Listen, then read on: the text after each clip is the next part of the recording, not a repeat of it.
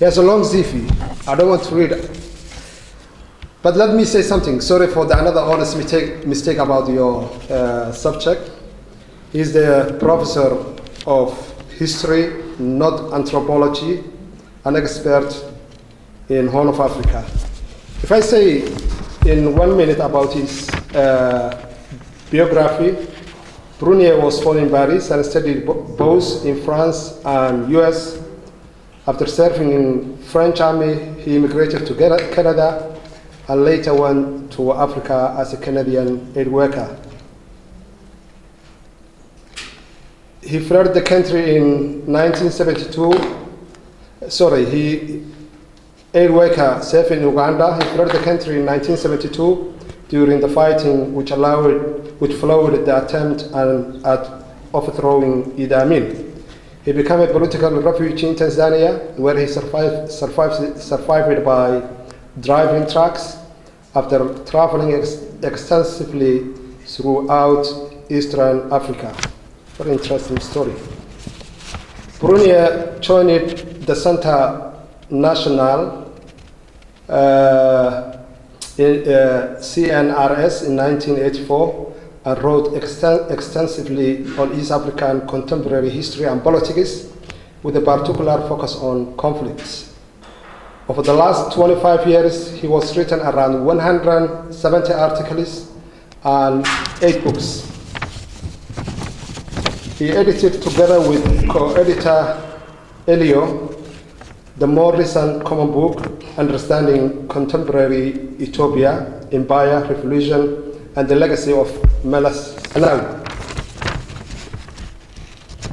Prunier worked as a director of the center, the one that I have already mentioned, in Addis Ababa between 2001 and 2006. He then left at the end of 2009 and became a political and business consultant on East and Central Africa matters. He's a senior fellow of the African Council in Washington, D.C., and is at present working on a history of the Northern Front in the Somalian Civil War, which led to the birth of the unrecognized state of Somaliland. I think you have a lot to share with us. Please welcome. Okay, well, thank you very much. And I think I will totally switch the presentation I was planning to give, which was way too precise on who would be ready to do this or that towards the problem of recognition of Somaliland. The bottom line is nobody is going to recognize Somaliland. Why? Actually, tomorrow we will perhaps have the time to discuss that. There is only one country in the world, but it's completely useless. It's Taiwan. Taiwan is the only country in the world that would be ready probably to recognize you because of very similar problems that they had with their giant neighbor. The question isn't that. The question is, what is the non-recognition of Somaliland? What could it do to the existence of Somaliland? Because Somaliland does exist. You're the proof of the pudding in the eating. And you've got it all right. It started during the war. Now that I'm working back on all the situation of the war, what you did or didn't do with the Somali National Army prisoners. I mean, in many wars, these guys would have been simply shot. You shot only about 200. I'm not sure of the figure, somewhere between 200 and 400, which is nothing. Nothing. If you think of the slaughter of Hargeisa in 1988. You stopped 2 civil wars after they started, and it's much more difficult to stop them once they have started than not to have them start. I mean, you've got all the marks right on every single point. If there was a kind of checklist card, you tick all the right marks. You're not going to get rewarded for it.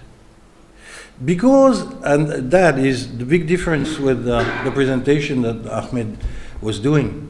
Not that I disagree with him, I agree completely, but my angle of vision is very different from his. His angle of vision is, are you doing it right? What could you do to do it better? The presentation we just had on the health problem is a typical example. And when he said you don't have to wait for the European Union, you Swedes, you're nice guys, you can do it right now, fine. But he is trying to be programmatic and forward-looking. I am a son of a bitch. I look at reality as it is. It's not the same. Now, the next president of Somaliland, whether it's Mr. Warabe, who is here, or whether it's Mr. Musabihi or anybody else that I don't know, he's now into an emergency situation. This is not business as usual. You guys did a quarter of a century of wonderful business as usual. This is the end. Business as usual is not sufficient anymore. Why? Not because of your inside problems. You're just the opposite of Somalia. Actually, the reason why is very interesting, since you're the same people, same language, same religion, same culture, and so on. There's a whole reflection on that, which I, as a historian and social scientist, I'm fascinated by. You are the opposite, but similar, equivalent to Eritrea. The impact of colonization transforming a native society completely and ending up with a different product. But now the situation has come to an end. Not because of terrible inside, because when people think about Eastern Africa, they say, oh, some terrible upheaval is going to come from, no, it's from outside. Your problem is not you people, your problem is outside.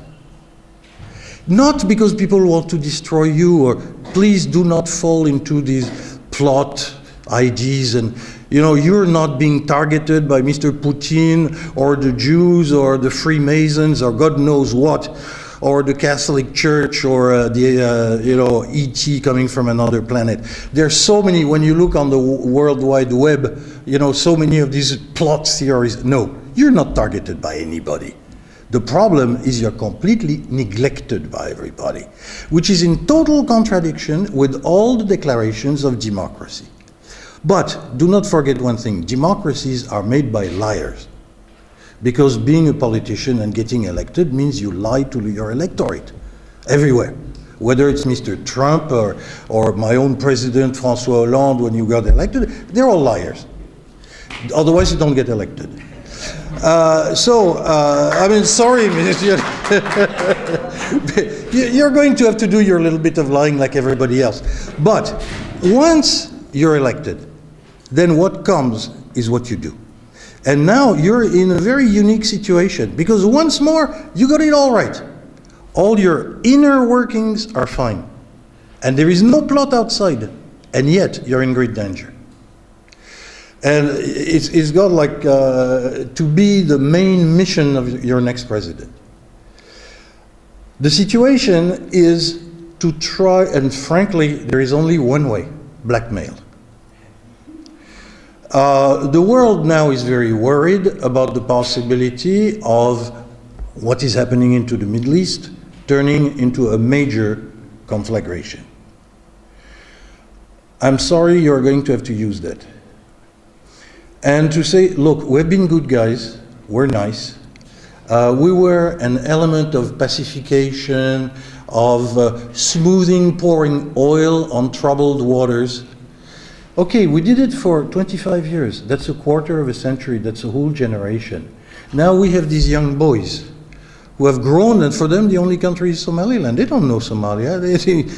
They were little children, or they were not even born when the war ended in 91. And we don't take care of them, they'll be Daesh tomorrow. It's your choice. And you, liars in Paris, London, and Washington, you have to wake up, or else you're going to have another pile of trouble. And frankly, I think you've got perhaps one little wedge where you can insert your finger into the soft part of the geopolitical landscape. It's called Djibouti. Djibouti is your entry point into trouble, and you have to go into trouble. This is the end of being nice guys. You're nice guys, you're finished. In 10 years, you'll really be Daesh, whether you like it or not.